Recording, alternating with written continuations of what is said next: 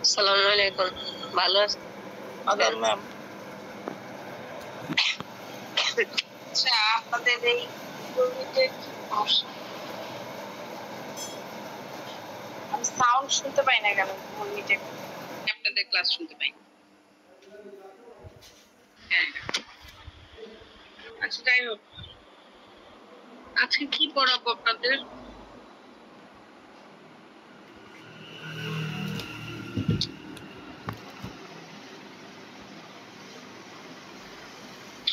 আজকে আপনাদের সাথে আমি আলোচনা করব আমাদের যুক্তরাজ্যের সাংবিধানিক আইনটা কেমন ছিল।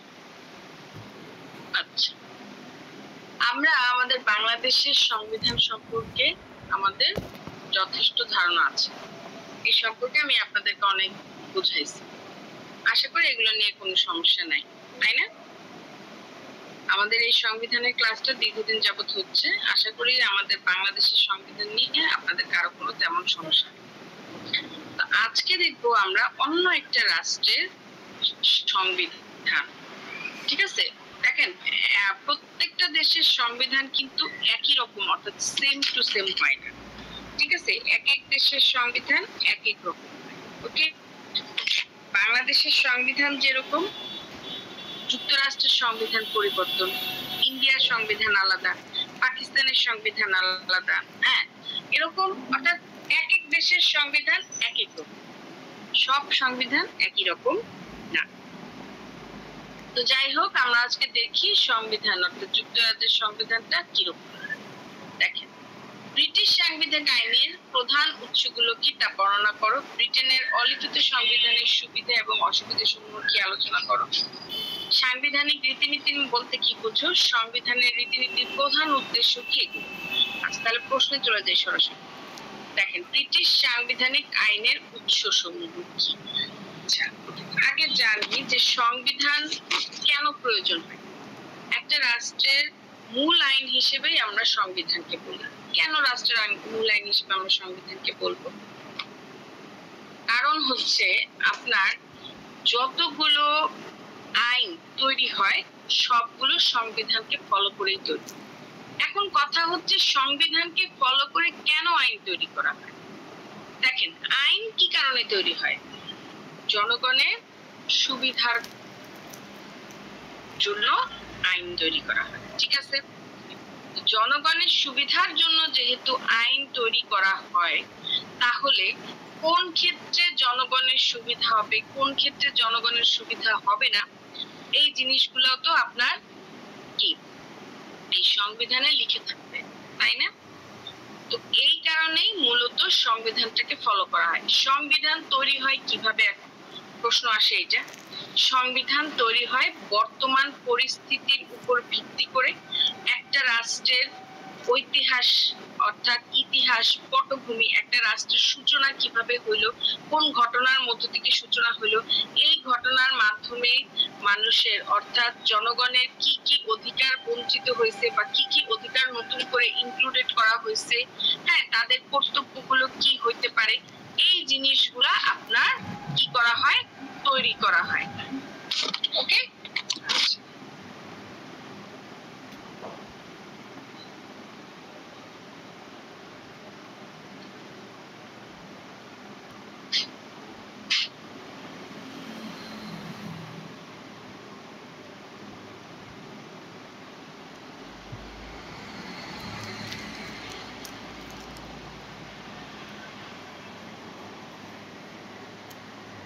আচ্ছা, তো এই জিনিসগুলো আপনার তৈরি করা হয়। ঠিক আছে, এবং কালক্রমে আপনার বিভিন্ন ভাবে তা সংশোধিত হয়। ঠিক তেমনি ভাবে আমাদের বাংলাদেশের সংবিধান যেরকম তৈরি হয়, বাংলাদেশের সংবিধানের পরে আপনার বিভিন্ন ধরনের আইন তৈরি হয় রাষ্ট্রে, এবং প্রত্যেকটা আইনই হচ্ছে আপনার সংবিধানটাকে ফলো করে। আচ্ছা, ঠিক তেমনি ভাবে আপনার ব্রিটেনের সংবিধান, ব্রিটেনের সংবিধানটা লিখিত আকারে একক দলিল নয়, বরং এটা বিভিন্ন উৎস থেকে গঠিত একটি অলিখিত সংবিধান। দেখেন, আমাদের বাংলাদেশের সংবিধানটা কিন্তু একটা লিখিত সংবিধান। ঠিক আছে, অর্থাৎ যেটাকে বলা হয় ডকুমেন্টারি কনস্টিটিউশন। কিন্তু ব্রিটেনের সংবিধানটা কিন্তু কোনো দলিল না, এটা হচ্ছে আপনার অলিখিত। এখন আপনাদের মনে প্রশ্ন আসতে পারে, দেখা যাচ্ছে না, কেউ দেখতে পাচ্ছে না? আমরা দেখতে পাচ্ছি। আপনার মোবাইল দেখতে পাচ্ছি ম্যাম। যে দেখতে পাচ্ছেন না, শুনতে পাচ্ছেন না, তার মোবাইলে সমস্যা আছে হয়তো। যাই হোক, ঠিক আছে, কিন্তু এই সংবিধানটা হচ্ছে অলিখিত। এখন প্রশ্ন হচ্ছে কি কারণে এটা অলিখিত সংবিধান? এটা অলিখিত সংবিধান এই কারণে, কারণ আমাদের সংবিধানতে মনে করেন যে যখনই কোনো সমস্যা হয় বা পরিবর্তন করার প্রয়োজন হয়, তখন সেই ক্ষেত্রে অনেক টাইম লিমিটেশনের একটা ব্যাপার থাকে।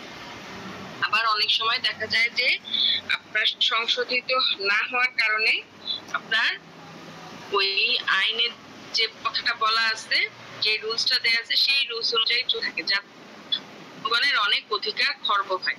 এই কারণে ব্রিটেনের সংবিধানটা অলিখিত।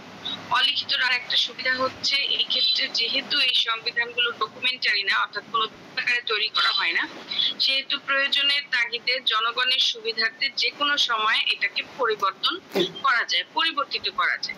পরবর্তীতে আপনার সেটা হয়তো বা লিখে ফেলা যাবে এরকম। কিন্তু অর্থাৎ ব্রিটেনের মূল উৎসই হচ্ছে, মূল টার্গেটই হচ্ছে আগে আমি আমার জনগণের সেবা করব। ঠিক আছে, আমার জনগণের যেটাতে সুবিধা আমি সেই কাজটাই আগে করব। এখন আমার সংবিধানে লেখা নাই জিনিসটা, তাই বলে যে আমি ওইভাবে কাজটা করব না। ঠিক আছে, আমার জনগণের এখন প্রয়োজন এই অধিকারটা, কিন্তু শুধুমাত্র আমার সংবিধানে এখনো লিখিত নাই, যার কারণে আমি এই রায়টা প্রদান করতে পারবো না, আমার জনগণকে সুবিধাটা দিতে পারতেছি না যতক্ষণ পর্যন্ত সংশোধন না হচ্ছে। এটা তো একটা অমানবিক বিষয় হয়ে গেল, তাই না? আচ্ছা, তো এই কারণে ব্রিটেনের সংবিধানগুলো অলিখিত হয়। অলিখিত হওয়ার কারণে যে কোনো সময়ই জনগণের অধিকারটাকে প্রতিষ্ঠিত করা যায় খুব সহজেই। এই কারণে আপনার মূলত সংবিধানগুলো অলিখিত হয়ে থাকে। তাহলে এখন দেখি ডিটেইলস একটু আলোচনা করি সেগুলো কি কি। প্রথমত, এটা হচ্ছে আপনার সংবিধিগত বিধান বা স্ট্যাটিউট ল। সংসদ কর্তৃক প্রণীত আইনসমূহ সংবিধানের মধ্যে সবাই জানেন। উদাহরণস্বরূপ কি, দ্য পার্লামেন্ট অ্যাক্ট 1911 and 1949, অর্থাৎ এই আইনটার কথা বলা হয়েছে। The human rights act 1998, the constitutional reform act 2005। হ্যাঁ বলেন, কিছু বলতে চাইলেন? না ম্যাম, এখন দেখা যাচ্ছে, আগে দেখা গেছে। হ্যাঁ, আগে ম্যাম স্ক্রিন দেখা গেছিল না, এখন দেখা যাচ্ছে, এটা বলতেছিলাম। আচ্ছা ঠিক আছে, তাহলে কি বললাম, সংবিধানটা আপনার কি বলা হইতেছে, একটা সংবিধান সংসদের আইনসমূহ আপনার সংবিধানের মূল ভিত্তি। ঠিক আছে, সংসদ কর্তৃক যে আইনটা তৈরি হবে, এই আইনটাই সংবিধানের মূল ভিত্তি।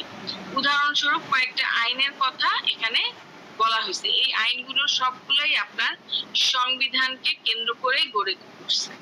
আচ্ছা, দ্বিতীয়ত কি, সাধারণ আইন বা বিচার ব্যবস্থার সিদ্ধান্ত, অর্থাৎ এটা কমন ল। কিরকম, বিচারকদের রায় এবং সিদ্ধান্তের ভিত্তিতে গঠিত নিয়মাবলী। যে একটু আগে বললাম না যে আমাদের বাংলাদেশের সংবিধানটা লিখিত হওয়ার কারণে আপনার বিচারকরা চাইলেই সাথে সাথে রায় প্রদান করতে পারে না, কারণ আইনে তো এই কথাটা লেখা নেই। তারা জনগণের সুবিধার জন্য রায়টা, তারা নিজেরাও বুঝতেছে যে এটা হয়তো বা আপনার রায়টা সংশোধন করা দরকার, কিন্তু শুধুমাত্র আপনার আইনের মধ্যে লেখা নাই জন্য, আইনটা সংশোধিত হয় নাই জন্য তারা না চাইতেও কি করতেছে, ওই আগের রায়টাই প্রদান করতেছে, যাতে জনগণ আপনার সুবিধা বঞ্চিত হচ্ছে।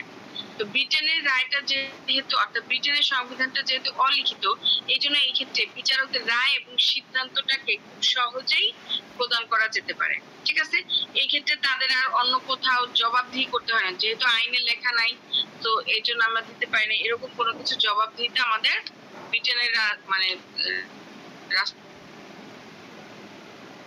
যারা রায় এবং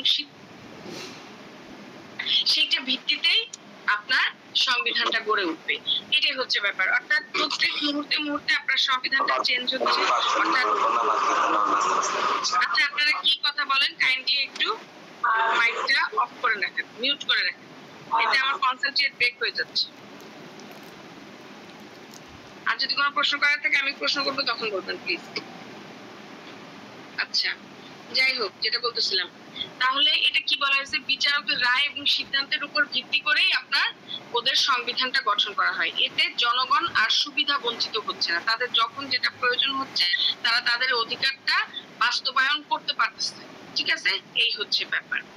এগুলোর মাধ্যমে বিচার বিভাগের কি হয়, তার ফলে বিচার বিভাগের স্বাধীনতা এবং মৌলিক অধিকারটা আপনার প্রতিষ্ঠিত হচ্ছে। অর্থাৎ এই ক্ষেত্রে জনগণের ফান্ডামেন্টাল রাইটসটাতে আর কোনো প্রহিবিশন করতেছে না, প্রহিবিশন মানে কোনো বাধাগ্রস্ত হচ্ছে না, এবং একটা স্বাধীনতা, স্বাধীন চেতা ভাবে মানুষ এবং বিচার বিভাগটা আপনার পরিচালিত হইতে পারতেছে, কোনো প্রবলেমের মধ্যে তারা পড়তেছে না।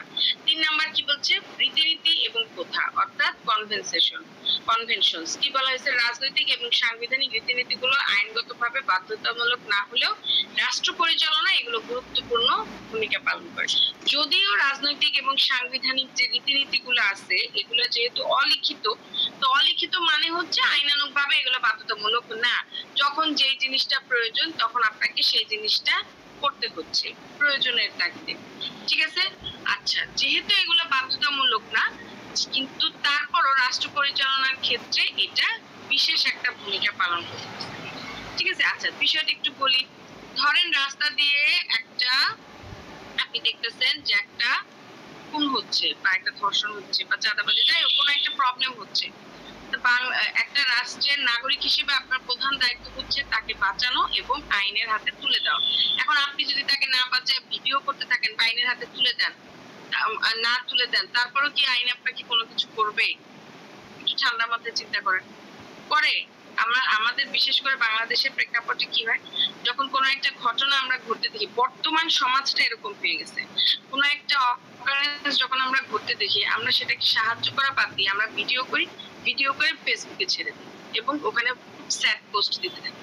তাতে করে কি আইন আমাদেরকে গ্রেফতার করে বা কোনো অ্যাকশন নেয়? বলেন তো। না ম্যাম, নেয় না। কেন নেয় না? আমাদের তো সংবিধানে সুস্পষ্টভাবে বলে দেয়া আছে কর্তব্য হিসেবে, এটা আমার কর্তব্য হচ্ছে দেশের সম্পদ রক্ষা করা, দেশের মানুষকে রক্ষা করা, অন্যায়ের প্রতিবাদ করা। যখন কোনো অন্যায় কাজ করতে দেখবো আমি আইনের কাছে সেটাকে প্রদর্শন করব। ঠিক আছে, আইনকে সাহায্য করব, এই কথাটা আমাদের সংবিধানে বলা হয়েছে কর্তব্য হিসেবে। তাহলে আমি যে কর্তব্যটা পালন করলাম না, তাহলে কেন আমাকে আমার বিরুদ্ধে কোনো আইনানুগ পদক্ষেপ নিল না? তার কারণ হচ্ছে এই যে দেখো, তার কারণ হচ্ছে এগুলো বাধ্যতামূলক না। বাধ্যতামূলক না, কিন্তু বাধ্যতামূলক না হলেও রাষ্ট্র পরিচালনা এটা গুরুত্বপূর্ণ ভূমিকা পালন করে। কিরকম, এখন ধরেন কোন একটা এলাকায় কোন একটা অকারেন্স হলো, এখন ওই মুহূর্তে এটা তো ধরেন অকারেন্স বলতে ধরেন চাঁদাবাজি নিয়ে কোনো মারামারি হইলো, হ্যাঁ, এখন জনগণ যদি মনে করেন যে পুলিশের দায়িত্ব, যেহেতু এটা পুলিশ না আসা পর্যন্ত আমরা এখানে দাঁড়ায় থাকবো, এরকমই যদি হইতো, তাহলে তো কোনো মানুষই যদি তাকে না বাঁচাইতো, তাহলে তো সেই ক্ষেত্রে আর দেশে আপনার শান্তি শৃঙ্খলা বজায় থাকতো না। বজায় থাকতো না। দেখেন, সব মানুষ সাহায্য না করলেও কিছু মানুষ তো ঠিকই যায় আগায়, ঠিকই সাহায্য করার চেষ্টা করে, তাতে কি হয়, অনেক মানুষ কিন্তু রেস্কিউ হয়ে যেতে পারে। তাহলে কি রাষ্ট্র পরিচালনায় গুরুত্বপূর্ণ ভূমিকা পালন করতেছে না? এটা সবাই সাহায্য করতেছে না, কিন্তু কিছু মানুষ তো সাহায্য করতেছে। ওই কিছু মানুষের সাহায্যের মাধ্যমেই কিন্তু রাষ্ট্র পরিচালনায় একটা গুরুত্বপূর্ণ ভূমিকা তৈরি হচ্ছে। বিষয়টা কি ঠিক আছে এবার? হ্যাঁ, জি ম্যাম। এবার বুঝতে পারছেন? যেমন এই যে আগুন, এই যে মাইলস্টোনের এখানে যে আগুনটা লাগলো, ঠিক আছে, ফায়ার সার্ভিস আসছে, খুব তাড়াতাড়ি চলে আসছে, ঠিক আছে, কিন্তু তারপরও এলাকায় যে আশেপাশে মানুষজন ছিল তারা কি সাহায্যের জন্য আগায় যায়নি বাচ্চাগুলোকে? হ্যাঁ, হয়তো বা অনেক বাচ্চা মারা গেছে, অনেক বাচ্চাকে আপনার বাঁচাইতে পারেনি, কিছু হলে অন্তত পক্ষে 2-3 জন হলেও তো বাঁচাইতে পারছে ফায়ার সার্ভিস যাওয়ার আগে। তারা তাদের সাহায্য করছে না? বলেন, এখন তাদের দায়িত্ব তো এটা ছিল না। আগুন থেকে রেস্কিউ করার দায়িত্ব কার? ফায়ার সার্ভিসের, তাই না? কিন্তু তারপরে সাধারণ মানুষ আগায় গেছে না? ওরা আস্তে আস্তে ওরা আগায় গেছে না? কিছু মানুষকে সাহায্য করছে না? সাহায্য করছে তো। তাহলে দেখেন, রাষ্ট্র পরিচালনা ওরা ভূমিকা পালন করছে না? এই যে সাধারণ জনগণ, তারা রাষ্ট্র পরিচালনার ভূমিকা পালন করছে না?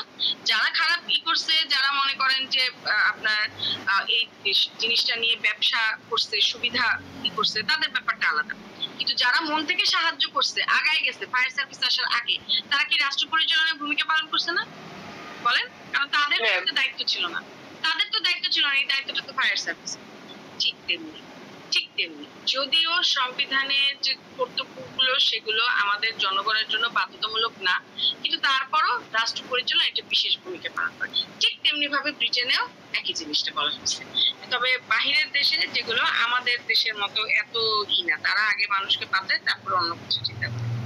আচ্ছা, যেমন দেখেন প্রধানমন্ত্রী মনোনয়ন, তারপর হচ্ছে রানীর ক্ষমতা ব্যবহার। আমাদের এখানে তো রানী রাজার বিষয় নাই, তো ওদের দেশে রাজা রানীর বিষয় থাকে। এটাই দেখেন। তারপরে কি 4 নাম্বার, কর্তৃপক্ষের মতামত অর্থাৎ ওয়ার্ডস অফ অথরিটি। সংবিধানের ব্যাখ্যায় গুরুত্বপূর্ণ লেখক এবং পণ্ডিতদের লেখা। আচ্ছা, এটা হচ্ছে ওই যে বিশেষজ্ঞ। একটা মানুষ বিচারক বা জাস্টিস হইলেই যে সে সর্বজান্তা শমশের, বিষয়টা তো তা না।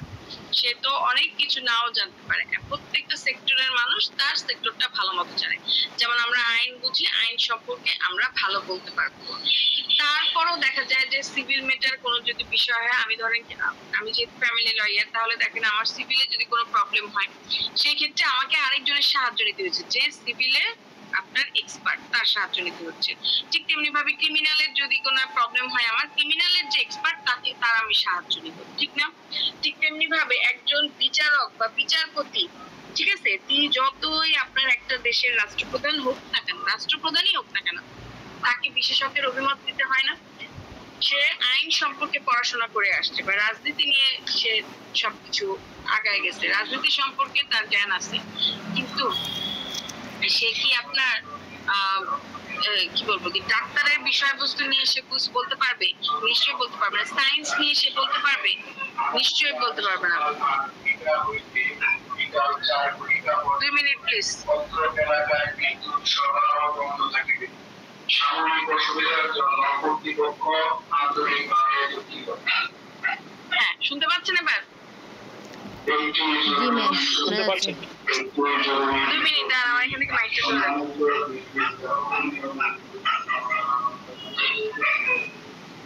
হ্যাঁ, তো এই হচ্ছে ব্যাপার, ঠিক আছে। সংবিধানের ব্যাখ্যায় যারা গুরুত্বপূর্ণ লেখক এবং পণ্ডিত, তাদের অভিমতটা এখানে কি স্পেশাল হিসেবে ধরা হবে। যদিও আমি আইনটা পরিবর্তন করতে চাচ্ছি, কিন্তু তবুও আইনবিদ যারা, হ্যাঁ, তাদের সাহায্য ছাড়া কিন্তু আমি আইনটাকে পরিবর্তন করতে পারব না, এই বিষয়টাই বলা হয়েছে। যেমন কিছু গুরুত্বপূর্ণ লেখক বা পণ্ডিতদের লেখা। আচ্ছা, এরপরে কি আন্তর্জাতিক চুক্তি এবং ইউরোপীয় আইন, ইন্টারন্যাশনাল ট্রেডস এবং কি অ্যান্ড ইইউ ল। ব্রিটেন ইউরোপীয় আপনার ইউনিয়নের সদস্য থাকা অবস্থায় এই সব আইন সংবিধানের অংশ ছিল, ঠিক আছে। ব্রেক্সিটের পর এগুলোর প্রভাব আস্তে আস্তে কমে গেছে। অর্থাৎ যখন ইউরোপীয় ইউনিয়নের সদস্য ছিল, তখন সেক্ষেত্রে আপনার এই বিষয়গুলোর একটা সংবিধানের অংশ ছিল, পরবর্তীতে আস্তে আস্তে কমে গেছে। ব্রিটিশের অলিখিত সংবিধানের সুবিধাসমূহ, তাহলে এই হচ্ছে উচ্চ। এখন কথা হচ্ছে যে সুবিধাগুলো কি। এটা যে এই যে অলিখিত সংবিধান, আমরা সবসময় ভাবি যে সবকিছু ডকুমেন্টারি হইলে সেটা বেশি বেটার হয়। ধরেন একটা জায়গা জমি নিয়ে কোনো আমার মামলা করতে হবে, এখন এই ক্ষেত্রে যদি আমার মনে করেন যে লিখিত কোনো ডকুমেন্ট বা দলিল পত্র না থাকে, তাহলে সেই ক্ষেত্রে আদালতের কাছে সাবমিট করলে কিন্তু আমার পক্ষে রায়টা নাও আসতে পারে। কেন রায়টা আসে? আপনার কাছে লিখিত কোনো ডকুমেন্ট নেই। তো এইটার জন্য আমাদের একটা ধারণা যে লিখিত কোনো বিষয়বস্তু যদি না থেকে থাকে, তাহলে সেই ক্ষেত্রে সেটা আপনার খুব একটা কার্যকর হয় না। কিন্তু তারপরও বলা হচ্ছে যে ব্রিটিশের সংবিধানটা যেখানে অলিখিত সংবিধান শুনেই আমাদের মনে একটা ধারণা আসতে পারে অলিখিত সংবিধান, তার মানে এটা আপনার তেমন গুণগত মান নাই বা ব্যাখ্যা সেরকম ভাবে হয়তো বা এটা মানুষের উপকার করতে পারে না। কিন্তু এটা আমাদের সম্পূর্ণ ভুল ধারণা। এখানে কিছু সুবিধা সমূহ আছে, অসুবিধা তো অবশ্যই আছে, তবে কিছু সুবিধা সমূহ আছে। সুবিধাগুলো কি দেখেন, নমনীয়তা এবং ফ্লেক্সিবিলিটি। অলরেডি আমি প্রথমে আপনাদের কাছে বলছি যে সুবিধাগুলো কি কি। তারপরে দেখেন এখানে দেখি, যে কোনো সময় সংসদীয় সিদ্ধান্তে পরিবর্তন আনা সম্ভব। হয়েছে যেটা বললাম, আমাদের দেশের সংবিধানটা লিখিত হওয়ার কারণে আমরা যে কোনো সময় সিদ্ধান্তে পরিবর্তন আনতে পারি না। চট করে একটা সমস্যা হয়ে গেল, আমরা সেটা পরিবর্তন করে ফেলতে পারি না, এই ক্ষমতাটা আমাদের নাই, কারণ আমাদের সংবিধানটা হচ্ছে লিখিত ডকুমেন্টারি সংবিধান। তো এই ক্ষেত্রে আমাকে কোনো একটা কিছু করতে হলে অবশ্যই আমাকে প্রসিডিউর মেনটেন করে যাইতে হয়। প্রসিডিউর মেনটেন করতে করতে দেখা যায় যে জনগণের অর্ধেক আপনার অধিকার খর্ব হয়ে যাচ্ছে, তারা অর্ধেক বিপদে পড়ে যাচ্ছে। তো এই জন্য বলা হচ্ছে যে ফ্লেক্সিবিলিটি, নমনীয়। আচ্ছা, যার কারণে এটা যে কোনো সময় পরিবর্তন করা যাচ্ছে। বাস্তবতার সাথে অভিযোজন, নতুন নতুন রাজনৈতিক, ওই যে যেটা বললাম, রাজনৈতিক প্রেক্ষাপটে যখন যেটা প্রয়োজন তখন সেটা আপনার কি করা যাচ্ছে, সংযোজন করা যাচ্ছে, কোনো বাধা নেই। আচ্ছা, ঐতিহ্য সংস্করণ, পুরনো রীতিনীতির মাধ্যমে ঐতিহ্য রক্ষা করা হচ্ছে। পুরনো যে রীতিনীতি, সেই রীতিনীতির মাধ্যমে ঐতিহ্যকে রক্ষা করা। এখন অলিখিত বা যতবারই বলি না কেন যে আপনার মনে করেন যে সময়ের পরিবর্তনের সাথে সাথে আমাদেরকে আইনটা পরিবর্তন করা হয়। আগে যেমন 1860 সালের আইন এবং বর্তমানে 2025 সালের আইন একরকম না, যতই আমরা বলি না কেন, কিন্তু তবুও প্রত্যেকটা আইন, প্রত্যেকটা, এমনকি প্রত্যেকটা দেশ গঠনের পিছনেও কিন্তু একটা হিস্টোরি থাকে। আমরা যতই আপডেটেড হই না কেন, আমরা নিশ্চয়ই হিস্টোরিটাকে ভুলে যাব, তাই না? ওই যে একটা কথা আছে না যে তুমি যতই উপরে ওঠো না কেন তোমার শেকড় ভোলা যাবে না, ঠিক আছে? ঠিক তেমনি ভাবে যত কিছুই হোক না কেন আপনার পুরনো যে রীতিনীতি, পুরনো যে রুলস রেগুলেশন, এইগুলা কিন্তু আপনার থেকে যায়। কেন থেকে যায়? এগুলার ঐতিহ্যটাকে রক্ষা করেই কিন্তু ব্রিটেনের যে সাংবিধানিক আইনটা, এটা কিন্তু পরিবর্তন হচ্ছে। অর্থাৎ সময়ের সাথে সময় উপযোগী হয়ে যতই পরিবর্তন করা হোক না কেন, আপনার এই যে পুরনো যে ঐতিহ্য, এই ঐতিহ্য কিন্তু ঠিকই ওরা রাখে, ঠিক আছে? যেমন কি বিচার বিভাগে অবদান, অর্থাৎ বিচার বিভাগ তৈরি করতে কি পরিমাণ অবদান লাগছে সবকিছু থাকে। বিচারকরা পূর্বের রায় অনুসরণ করে ন্যায় বিচার প্রতিষ্ঠায় গুরুত্বপূর্ণ ভূমিকা রাখে। কিরকম? আচ্ছা, হয় একটা প্রবলেম, একটা মামলার রায় সে দিবে, ধর্ষণের একটা মামলার রায় সে দিবে, খুব ক্রিটিক্যাল একটা মামলা, ঠিক আছে? কোনোভাবেই এই মামলাটার ক্লু খুঁজে বের করা যাচ্ছে না, যতই এটা সলভ করতে যাচ্ছে না কেন, ঘুরে ফিরে এটা এতটাই আপনার হয়ে যাচ্ছে, ক্রিটিক্যাল সিচুয়েশন আমাদের সামনে চলে আসতেছে যে আবার শুরু ওই একই পর্যায়ে আমরা চলে আসতেছি, কোনোভাবে এটা লাস্ট পর্যায়ে যেতে পারছি না। এখন আমি কি করব? যদিও আমি আইনের সাহায্য নিব, হ্যাঁ, আমি আইনের সাহায্য নিয়েই এটার রায় প্রদান করব, ঠিক আছে, কিন্তু তারপরও আমাকে যখন আমি এমন কোন সিচুয়েশনে চলে যাচ্ছি যে অনেক সময় অনেক ক্রিটিক্যাল কেস আসে না, হ্যাঁ, এখন আপনি বিচারক হয়েছেন, বিচারপতি হয়েছেন, তার মানে যে আপনার কাছে সমস্ত, মানে একটা অন্যায় হয়েছে সাথে সাথে আপনি সেই আইনটা, মানে ইটা বলা আছে, অর্থাৎ যে ধারায় যে শাস্তিটা বলা আছে আপনি শাস্তি দিয়ে দিলেন, হয়ে গেল? নিশ্চয়ই হলো না। অনেক সময় এমন অনেক কিছু আমাদের সামনে থাকে যে আমাদের কাছে মানে ক্লু দেখে মনে হইতেছে যে হ্যাঁ এটাই হয়তো বা সত্য, আমার রায়টা এদিকেই যাচ্ছে, কিন্তু ভিতরের গোমরটা হয়তো বা অন্য কিছু, আমরা এটা ধরেও ধরতে পারতেছি না। তো এরকম সিচুয়েশন আপনি কি করবেন? এইরকম সিচুয়েশন যখন আপনার সামনে আসবে তখন সেই ক্ষেত্রে পূর্বে যারা বিচারপতি, আমাদের যারা সিনিয়র বিচারপতি, বিচারক যারা ছিলেন, ওনারা এই ধরনের মামলা রিলেটেড যে রায়গুলো প্রদান করছে, সেই রায়টা অনুসরণ করে আপনি আপনার মামলার যে রায়, সেই রায়টা প্রদান করতে পারেন। অর্থাৎ এমন মামলা, যে মামলাটা নাকি আপনার এতটাই জটিল এবং পুঙ্খানুপুঙ্খ বিবরণের সমষ্টি, যেটা নাকি আইনে উল্লেখিত ক্লজ, রুলস এবং আপনার ব্যাখ্যার মাধ্যমেও সলভ করা পসিবল হচ্ছে না, সেই ক্ষেত্রে আপনি আপনার যে পূর্ববর্তী বিচারক, ওনাদের যে রায় দিল, সেই রায়টা অনুসরণ করে ন্যায় বিচার প্রতিষ্ঠায় একটা গুরুত্বপূর্ণ ভূমিকা দেখাতে পারেন। বুঝতে পারছেন? তার মানে এই ক্ষেত্রে আমরা কি বুঝলাম?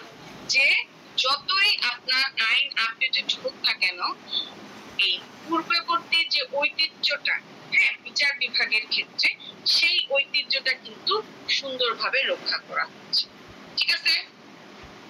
বুঝেছি? জি ম্যাম। জি ম্যাম, তাহলে কি সাদৃশ্য থাকতে হবে? পূর্বে যে মামলার ধরন ছিল বর্তমানে তার হিস্ট্রিটা বা ঘটনার একই রকম হওয়া হলে তখন সম্ভব, তাই না? আচ্ছা দাঁড়ান, আপনাদের একটা এক্সাম্পল, একটা কেস রেফারেন্স বলি, যদি আমার কেস রেফারেন্সটা মনে নাই, পুরোটা মনে নাই আমার, কি যেন করি বিবি বেগম, বাংলাদেশে একটা কেস, কিন্তু আমার মনে হয় ঘটনাটা চাইবে। এখানে যে ঘটনাটা ঘটছে যে ওটা দেনমোহরের টাকাটা পুরোপুরি পরিশোধ করে দেয়। আদালতের কাছে ইভেন ওয়াইফ নিজেও স্বীকার করে গেল যে হ্যাঁ আমি ওনাকে মাফ করে কোনো সমস্যা নেই, আপনি দেড় টাকা আমি পরিশোধ আমার লাগবে না, আমাকে ডিভোর্সটা দিয়ে দিতে বলেন। এরকম মানে ওয়াইফ নিজে থেকে ডিভোর্স চাচ্ছে উইদাউট দেন। তাহলে আমরা জানি দেনমোহরের টাকা কিন্তু কোনোভাবে মাফ করা যায় না, শুধুমাত্র যখন আপনার ওয়াইফ বলবে যে ঠিক আছে আমি আমার দেনমোহরের টাকাটা ছেড়ে দিলাম, আপনি আমাকে ডিভোর্সটা দিয়ে দেন, সেই ক্ষেত্রে আপনার দেনমোহরের টাকাটা মাফ, আদারওয়াইজ কিন্তু দেনমোহরের টাকাটা মাফ। কিন্তু আপনার এই মামলায় যে ঘটনাটা ঘটছে সমস্ত সাক্ষ্য প্রমাণ দেখাচ্ছিল যে আপনার হাজবেন্ডের পক্ষে এবং ওয়াইফের বিপক্ষে, অর্থাৎ ওয়াইফটাকে এখানে আপনার খারাপ ভাবে প্রেজেন্ট করা হচ্ছে, ঠিক আছে। কিন্তু পরবর্তীতে এই মামলাটা আপনার এতটা জটিল হয়ে যায় যে মানে যতই বিচারক এটাকে রায় প্রদান করতে চায় কিন্তু দেখা যায় ঘুরে ফিরে আপনার একই জায়গায় চলে আসছে, ঠিক আছে। আচ্ছা, তখন সেই ক্ষেত্রে আস্তে আস্তে জানা যায় যে আপনার ওয়াইফকে এই তার হাজবেন্ড আপনার জোর করে ভয় দেখানোর মাধ্যমে এই রায়টা আপনার তার পক্ষে দিচ্ছে।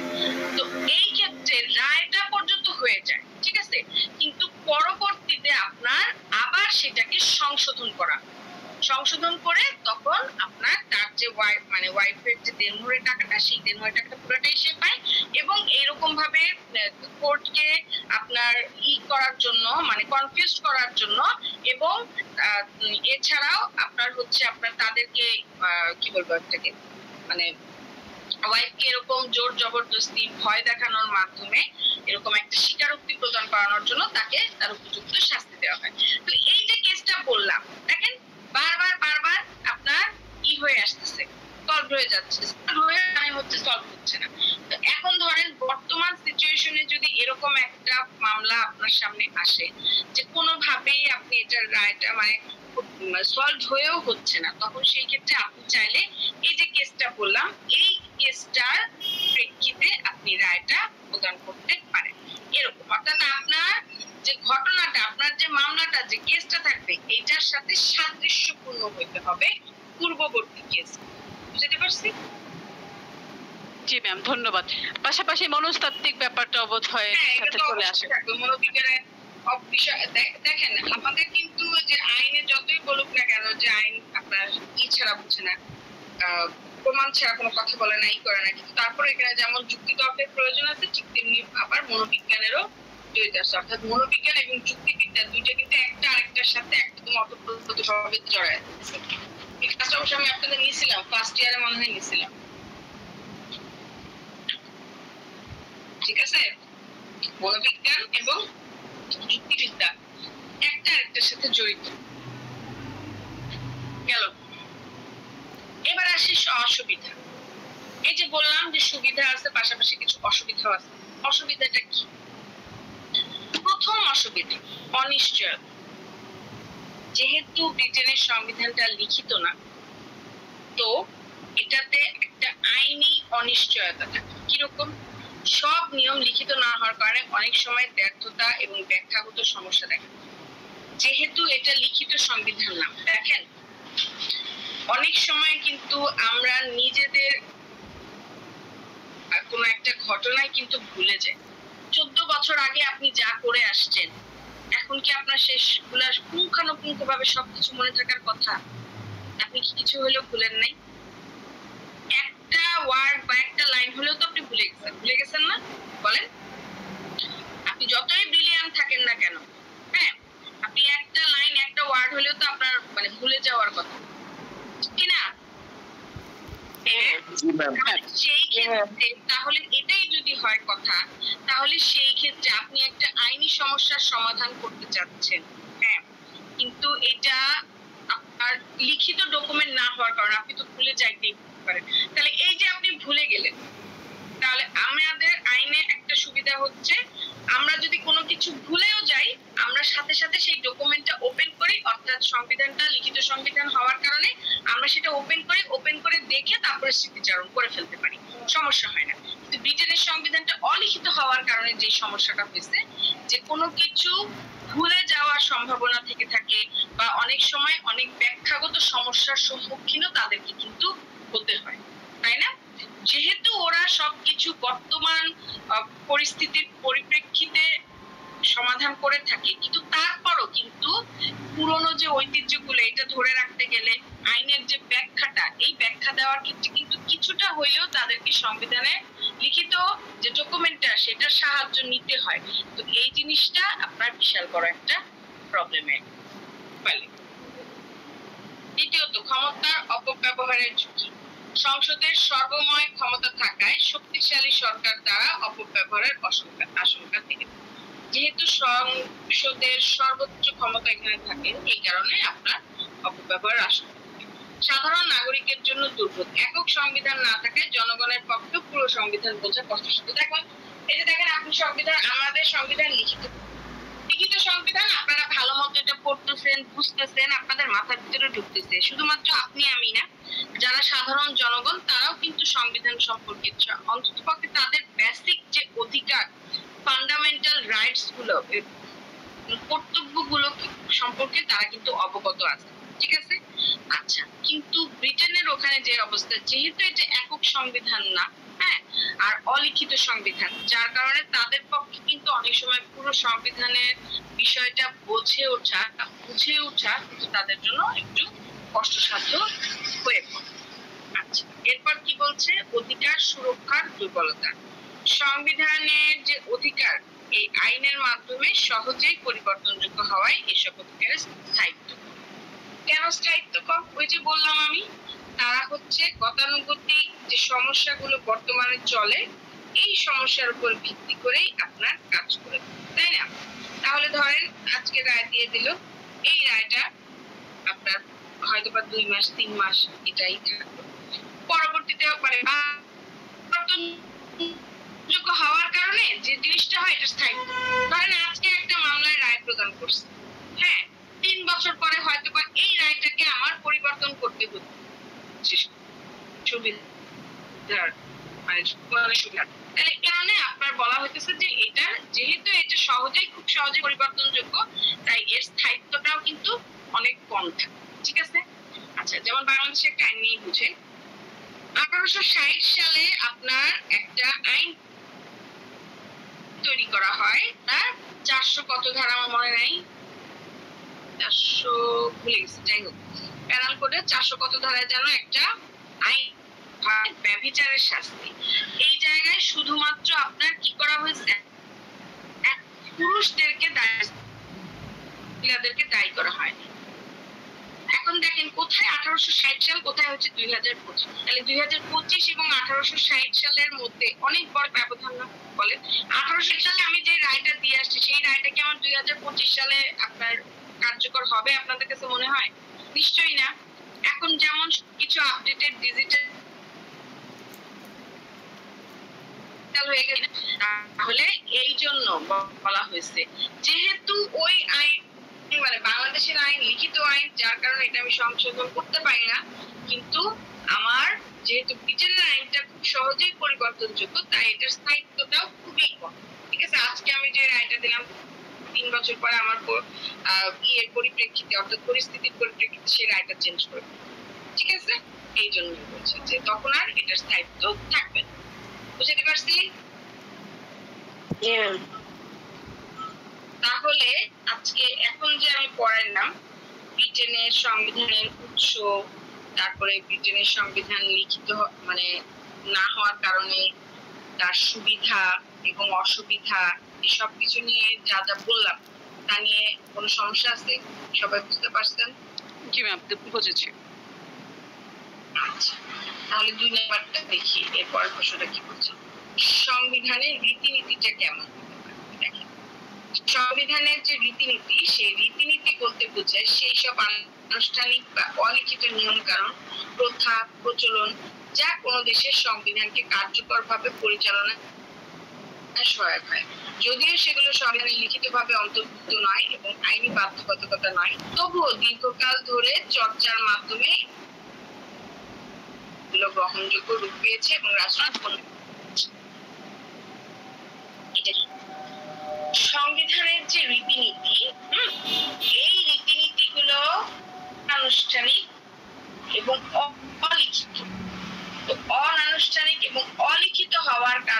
কি জিনিসটা হয়, মানে যেটা এতক্ষণ ধরে বুঝাইলাম, এগুলো লিখিত না হওয়ার কারণে কোনো আইনি বাধ্যবাধকতা নেই, ঠিক আছে? যার পরিবর্তন করা যায়, জনগণের যে ন্যায্য অধিকারটা, বিচার বিভাগের যে স্বাধীনতাটা, এই স্বাধীনতাটা খুব সহজেই পাওয়া যায়, ঠিক আছে? কিন্তু তার মানে এই না যে রাষ্ট্র পরিচালনায় এই সংবিধান কোনো ভূমিকা, রাষ্ট্র পরিচালনায় গুরুত্বপূর্ণ করে। কিভাবে গুরুত্বপূর্ণ ভূমিকা পালন করে? এই যে বললাম, তারা জনগণের, তাদের মূল ফোকাস, মূল কাজই হচ্ছে জনগণকে ন্যায্য অধিকারটা দেওয়া, ঠিক আছে? আচ্ছা, ব্রিটেনেরা বিশ্বাসী যে জনগণ যদি খুশি তাহলে সবই ঠিক আছে, ওকে? জনগণের ন্যায্য অধিকার প্রতিষ্ঠার জন্য তাদের কি করতে হচ্ছে না, তাদের আইনকে ফলো করতে হচ্ছে, কারণ আইনটাকে সংশোধনও করতে হচ্ছে না। খুব সহজে যখন যে সমস্যা দেখা দিচ্ছে সহজে সেটা পরিবর্তন করে ফেলা যাচ্ছে, এবং এই জন্যই বলা হয়েছে রাষ্ট্র পরিচালনায় এই অলিখিত সংবিধানটা খুবই গুরুত্বপূর্ণ। বুঝতে পারছেন? দেখেন তাহলে বৈশিষ্ট্যগুলো কি? অলিখিত অনানুষ্ঠানিক, সংবিধানে সুস্পষ্টভাবে লিপিবদ্ধ না হলেও রাষ্ট্রীয় কার্যক্রমে গুরুত্বপূর্ণ ভূমিকা পালন করে। দ্বিতীয়ত, চর্চার মাধ্যমে বিহিত, দীর্ঘদিনের প্রথা এবং অনুশীলনের ফল, ঠিক আছে? আচ্ছা, তাহলে আমি এই যে এখন প্র্যাকটিস করতেছি, আমি আপনাদেরকে বলছি, হ্যাঁ, আমি যখন প্রথম স্টুডেন্ট প্রথম যখন পড়ানো শুরু করতে, তখন সেই ক্ষেত্রে আমাকে কি বইয়ের সাহায্য নিতে হতো না? সেক্ষেত্রে আমি এত সুন্দর করে বুঝাইতে পারতাম, এত সুন্দর করে বলতে পারতাম? নিশ্চয়ই না। যে আমাকেও অনেক জায়গায় থেকে যাইতে হইতো, আমাকেও অনেকের সাহায্য নিতে হইতো, এখনো সাহায্য নিতে হয়, কিন্তু প্রথম দিকে আমাকে অনেক সহযোগিতা নিতে হইতেছে সিনিয়রের কাছ থেকে, বিভিন্ন বইয়ের সাহায্য নিতে হইতেছে। এত সুন্দর ভাবে মানে কোনো কিছু না দেখে না বুঝে এত বলতে পারতাম না, এখন যেভাবে আমি আপনাদেরকে বুঝাইতে পারি, তাই না? ঠিক তেমনি ভাবে প্র্যাকটিস, অনুশীলন। হ্যাঁ, অনেকের মনে আসতে পারে যেহেতু সংবিধান লিখিত না তাহলে তার মাথার মধ্যে কিভাবে থাকবে, বা আইন যেহেতু লিখিত না তার মাথার মধ্যে কিভাবে থাকবে, সেটা ভুলে যেতে পারে না। কেন ভুলে না? কারণ প্র্যাকটিস, ঠিক আছে? তাদের দীর্ঘদিনের প্রথা এবং অনুশীলন করার জন্য নীতি এবং অনুশীলনী এভাবেই হয়ে আসতেছে, রায়গুলো এভাবেই হয়ে আসতেছে। এই যে অনুশীলন, প্র্যাকটিস, একটা কথা আছে না, আপনি যত বেশি অনুশীলন করবেন, যত বেশি প্র্যাকটিস করবেন, তত বেশি আপনার আয়ত্তে চলে আসবে। এইটাই হচ্ছে কথা। 3 নাম্বার কি বলছে? আইনগত নয় তবে বাধ্যতামূলক রূপে অনুষ্ঠিত। দেখেন, আইনের মতো বলবৎ নয় তবে অনুসরণ না করলে সংবিধানে একটা শূন্যতা সৃষ্টি হয়। চতুর্থ, নমনীয় এবং পরিবর্তনশীলতা, সময় এবং পরিস্থিতির সাথে তাল মিলিয়ে এটা যে কোনো সময় পরিবর্তন, সেখানে একটা কারণ আছে। যুক্তরাজ্যে প্রধানমন্ত্রী কে হবে তা নির্ধারণে সংসদ সংখ্যাগরিষ্ঠতার ভিত্তিতে সিদ্ধান্ত নেওয়া হয়, যদিও তা কোনো আইনে বলা নাই। এটা একটা সাংবিধানিক নীতি। মানে কি? দেখেন, সাংবিধানিক রীতিনীতির প্রধান উদ্দেশ্যটা কি? প্রধান উদ্দেশ্যই হলো সংবিধানের যে মূল্য এবং সমকালীন যে নীতিমালা, সেই নীতিমালা এবং মূল্যবোধের সাথে সঙ্গতি রেখে, অর্থাৎ আপনার সাদৃশ্য রেখে যাতে সংবিধানের কাঠামোটা কার্যকর করা যায় সেই নিশ্চয়তা প্রদান করে, ঠিক আছে? তাহলে এই নীতিটার মাধ্যমে আমরা কি বুঝতে পারলাম এবং কার্যকারিতা এই সংবিধানে আপনার সুস্পষ্টভাবে তুলে ধরা, বুঝতে পারছি এবার? হ্যাঁ জি ম্যাম, তার মানে কি প্র্যাকটিসিং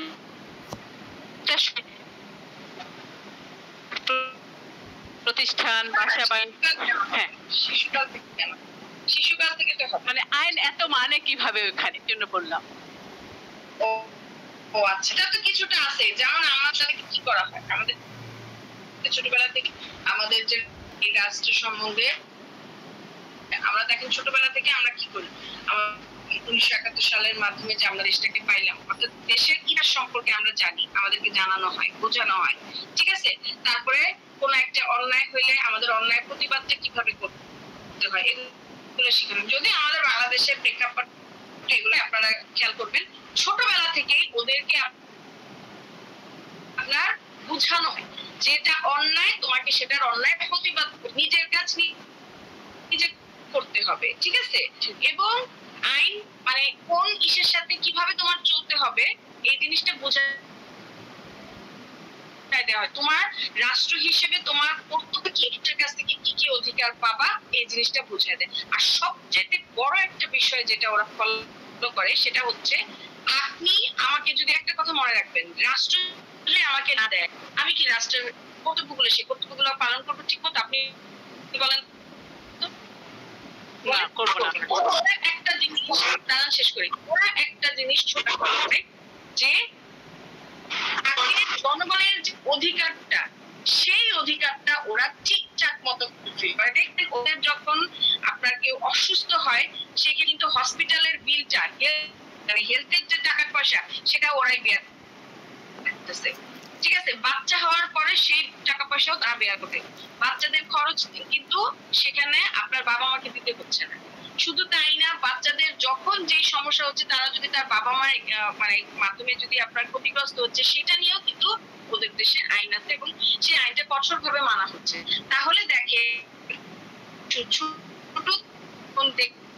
আইন যদি রাষ্ট্র তাহলে সে কেন রাষ্ট্রের প্রতি কর্তব্য পালন করবে না সঠিকভাবে?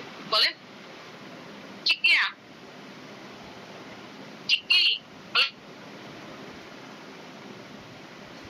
এইটাই হইতেছে মূল কথা। এই জন্যই ওরা আইনটাকে এত সুন্দর মানে। এখানে ওদের দেশে এত অরাজকতা, এত দুর্নীতি, এত কিছু চলে না। আর এটাই হইতেছে মূল বিষয় যে তার সংবিধানটা বলেন আইন বলেন এগুলো লিখিত হওয়া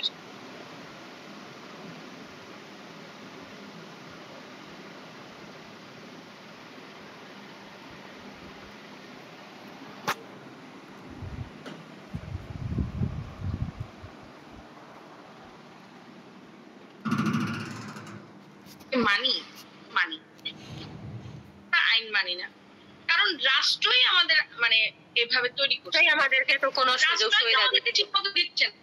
তারা কি করতেছে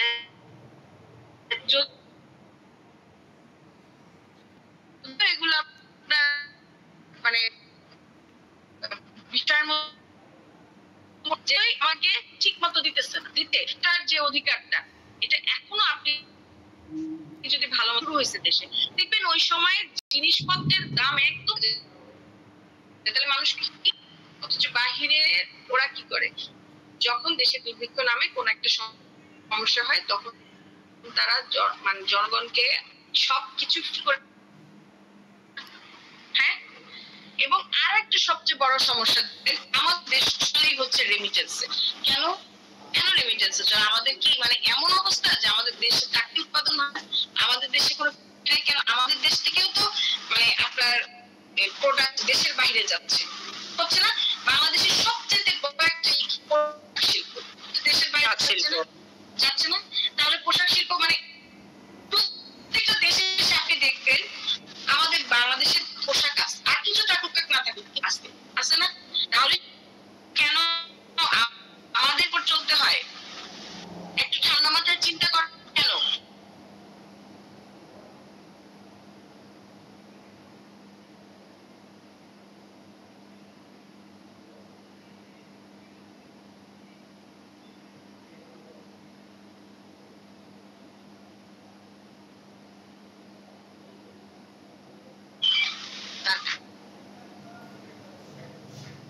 কারণ হচ্ছে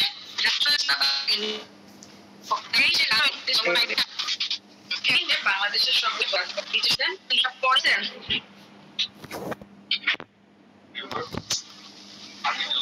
বুঝতে পারছেন আপনারা? আচ্ছা ঠিক আছে গেল। এরপরে হচ্ছে আইনগত কাঠামোর পরিপূরক। সংবিধানে অনেক ক্ষেত্রে বিস্তারিত নির্দেশনা অনুপস্থিত থাকে। এই শূন্যতা পূরণ করা সংবিধানের রীতিনীতির ফলে আইনগত কাঠামোকে যথেষ্টভাবে কার্যকর করতে। ওকে, আরেকটা কি কার্যকর শাসন ব্যবস্থা বজায় রাখে, যেটা আমি একটু আগে বললাম। দেখেন রাষ্ট্রের গুরুত্বপূর্ণ পদের দায়িত্ব হস্তান্তর, প্রধানমন্ত্রী পদত্যাগ, নির্বাচন এসব কিছু আপনার বিশেষ ভূমিকা পালন করে। এগুলোই শাসন ব্যবস্থা শৃঙ্খলা বজায় রাখে। সমকালীন নীতিমালার সাথে সামঞ্জস্যতা, রীতিনীতির সময়োপযোগী হওয়ায় এগুলো কি করে সামাজিক, রাজনৈতিক এবং আন্তর্জাতিক পরিবর্তনের সাথে সংগতি বজায় রেখে সংবিধানের প্রাসঙ্গিকতাকে ক্লিয়ার? আচ্ছা, কার কোনো প্রশ্ন আছে এখান থেকে? থাকলে বলতে পারেন। সাংবিধানিক রীতিনীতি বলতে কি বোঝায়? সাংবিধানিক রীতিনীতির সুবিধা সমূহ কি কি? কোনো সমস্যা আছে কিনা বলেন? এর উদ্দেশ্য কি? কোনো সমস্যা আছে?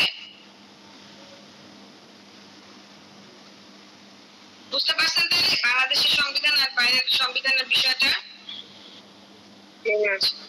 তাহলে আজকে এখানে থাক, ইনশাআল্লাহ আগামীকালকে পরবর্তী প্রশ্নটা ধরা যাবে। আর মনে হয় একটা প্রশ্নই আছে, না দুইটা প্রশ্ন আছে।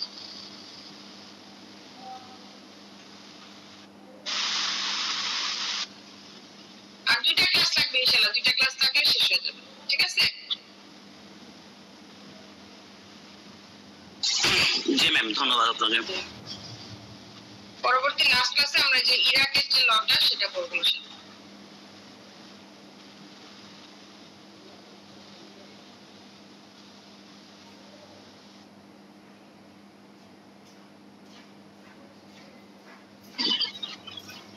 ধন্যবাদ ম্যামকে আমাদেরকে সুন্দর একটা ক্লাস উপহার দেওয়ার